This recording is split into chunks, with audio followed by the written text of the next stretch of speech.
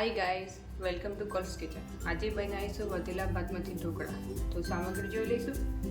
1 cup રાંધેલો ભાત, અડધો cup સોજી, 1 cup છાશ, તલ, રાઈ, તેલ, બેકિંગ સોડા, મીઠું, લીલું લસણ અને આદુ મરચાંની પેસ્ટ,